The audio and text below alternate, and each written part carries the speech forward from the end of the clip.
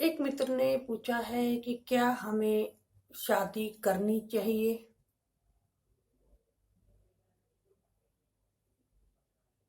करनी चाहिए। क्यों करनी चाहिए? प्राय सभी कहते हैं कि शादी में कोई सुख नहीं है, दुख है। हम तो शादी करके पछता रहे हैं, हमें सुख नहीं मिला। शादी के बाद तो बहुत ही दुख है।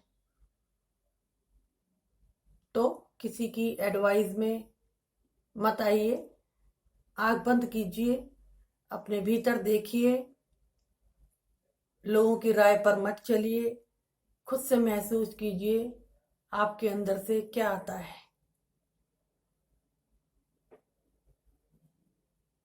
शादी में ही दुख नहीं है, दुख तो संसार में ही है। अब क्या हम ये कहेंगे कि क्या हम संसार में जिए या मर जाएं?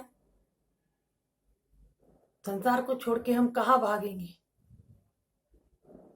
शादी तो उसका एक छोटा सा अंश है जो पूरा करना अनिवार्य है। कहते हैं ना, अकल बादाम खाने से नहीं आती, संसार के भोग विलास को जीने से आती है। तो हाँ, ये कह सकते हैं कि शादी के बाद हमारी अकल और मैच्योर हो जाती है, तो ये हमारे लिए शुभ है। दुखों को हम इतना भगाते क्यों हैं? दुख ही तो हमें पकाते हैं, दुख ही तो हमें समझदार करते हैं, दुख ही तो हमें अध्यात्म की ओर ले जाते हैं। तो शादी अवश्य कीजिए, जीवन का ये एक पड़ाव है, इसे पूरा कीजिए। अनुभव होगा, आपका स्वयं का होगा, तब आप जीवन को और अच्छी तरह से समझ पाएंगे।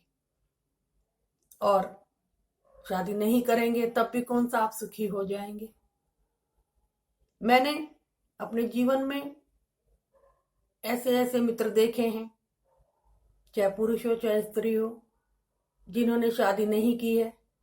और मैंने उनके जब अनुभव पूछे कि शादी करके तो सब बहुत दुखी हैं, आप कहें आप शादी के बिना सुखी हैं, तो मुझे तो उनके व्यक्तित्व में, उनके चेहरे पर, उनकी वाणी में कोई खुशी नजर आई नहीं। शादी करने वाला भी दुखी है और शादी ना करने वाला भी दुखी है। तो मैं इस विश्लेषण पर पहुंची कि संसार में जो हम खोज रहे हैं वहां सिवाय दुख के कुछ है ही नहीं। लेकिन ये अपने अनुभव से पता चलना चाहिए। समझ गए ना मेरी बात को? संसार दुख है, गौतम बुद्ध ने भी कहा। लेकिन उन्होंने कहा, क्या हमने जाना संसार दुख है? जब तक हम भोगेंगे नहीं, धक्के खाएंगे नहीं, टूटेंगे नहीं, तब तक कैसे कहेंगे संसार दुख है? इसीलिए बहुत जरूरी है, इस भ्रम से बाहर आइए कि शादी करने वाले दुखी हैं, शादी ना करने वाले भी दुखी हैं। वो भी बहुत आनंद में नहीं है। होते तो मैं शायद आने वाली पीढ़ी को कहती कि शादी ना करें, लेकिन जब मुझसे कोई पूछता है कि शादी करे या ना करे, तो मैं कहती करें। जीवन का परम सत्य है कि करनी चाहिए।